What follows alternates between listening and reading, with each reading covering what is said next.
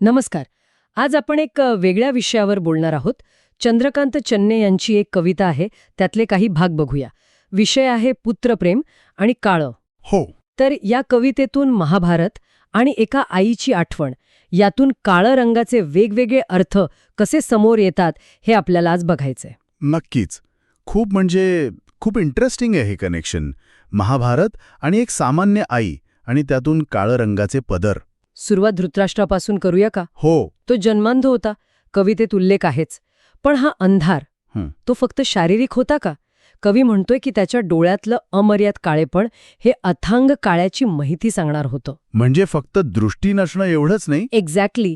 त्याच्या मनात पण एक खोल काळोख होता असं वाटतं. आणि ताकदीचा तर होताच तो अचाट बाहुबली. हो ना. आणि त्याच्यासोबत गांधारी, जिने स्वतःहून डोळ्यांवर पट्टी बांधली आयुष्यभर. बरोबर. तिचाही उल्लेख आहेच, स्वीकारलेला अंधार. पण कवितेचा मुख्य भाग आहे धृतराष्ट्राचं पुत्रप्रेम, जे इतकं टोकाचं होतं की ते कपटात उतरलं. तो भीमाचा प्रसंग. हो, तोच. कर्णाला मारणाऱ्या भीमाला मारायचा कट आलिंगनाच्या बहाण्याने. पण कवीने काळ्या कृष्णाने असं म्हटलंय. हो, त्याच्या रंगावरून आणि लीलेमुळे. त्याने तो डाव ओळखला. आणि मग ती लोखंडी प्रतिमा जी धृतराष्ट्राने मिठीत चिरडली, चूरचूर झाली. इथेच कवी विचारतोय की हे जे प्रेम आहे, पुत्रप्रेमाने जास्तीचं काळे झालेले अंधत्व, याला कसं बघायचं? आणि मग पुढचा प्रश्न येतो की धृतराष्ट्रासोबत जोडलेला हा काळ्याचा अर्थ नेहमी नेगेटिव्हच का असतो? बरोबर. हा त्याच्या पुत्रप्रेमाचा परिणाम आहे की काळं म्हणजे नेहमीच वाईट? हा एक विचार करण्यासारखा मुद्दा आहे. या अंधारात मग अजून एक पात्र आहे, संजय. हो, संजय. त्याला तर दिव्य दृष्टी होती, व्यासांकडून मिळालेली. तो कुरुक्षेत्र लाईव्ह बघू शकत होता. पण मग त्याच्या दृष्टीचं काय झालं? धृतराष्ट्राच्या संगतीत राहून कवी म्हणतो की त्याचं सातत्याने नकारार्थी अवलोकन होत राहिलं. अच्छा. म्हणजे तो बघत होता पण फक्त वाईट गोष्टींवर फोकस होता. असं वाटते की जणू धृतराष्ट्राच्या आंतरिक इच्छेचं परावर्तन होतं ते. म्हणजे धृतराष्ट्र जे ऐकू इच्छित होता तेच संजय जास्त सांगत होता किंवा बघत होता. नकारात्मकता कशी पसरते याचं उदाहरण. हो. आणि अजून एक नकारात्मक पैलू कवितेत येतो. कोणता? काळी अफवा.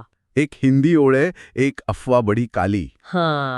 जी वटवागळासारखी खोलीत शिरते. बरोबर. अंधार आणि अफवा यांचं हे नातं पण लक्षवेधी आहे. पण मग काळं म्हणजे नेहमीच हे सगळं नकारात्मकच का? कपट, अंधार, अफवा? नाही. इथेच तर कविता एक मस्त वळण घेते. कवीच्या आईकडे. अगदी.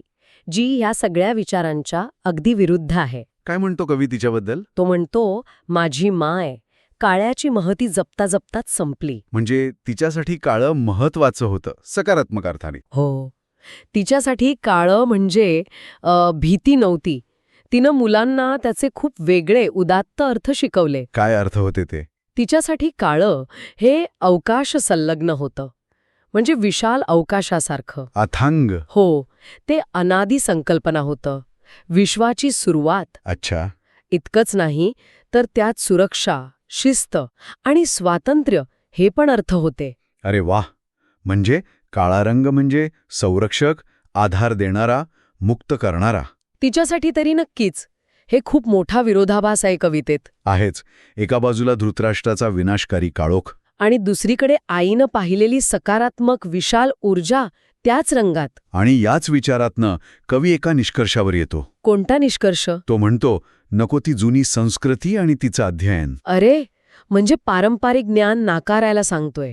पूर्णपणे नाकारायला नाही कदाचित, पण तो म्हणतो की त्याची अडाणी मायच या भूतलावर सर्वश्रेष्ठच होती. म्हणजे अनुभवातून आलेलं शहाणपण पुस्तकी ज्ञानापेक्षा श्रेष्ठ. हो. तिच्यासाठी काळं रंगाची जी समज होती ती जास्त खरी, जास्त खोल होती असं कवीला वाटतं. हे खूप विचार करायला लावणार आहे. अनुभवाला दिलेलं महत्त्व. नक्कीच. इथे पारंपरिक ज्ञानापेक्षा किंवा व्याख्येपेक्षा अनुभवाला जास्त वजन दिले. तर आज आपण पाहिलं की एका कवितेतून काळोख रंगाचे किती वेगवेगळे चेहरे समोर येतात. हो. धृतराष्ट्राचा अंधार, त्याचा काळोख, संजयाच्या दृष्टीवरची ती छाया, अफवांचं काळपण, आणि मग एकदम वेगळं चित्र आईने त्याच रंगात पाहिलेले जीवनावश्यक अर्थ, सुरक्षा, स्वातंत्र्य. अगदी. आणि हे सगळं ऐकून एक विचार मनात येतो. कोणता?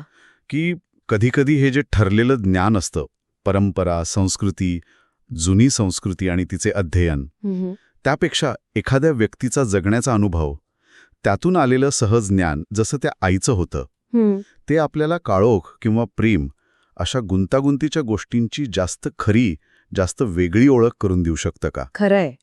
यावर नक्कीच विचार करायला हवा.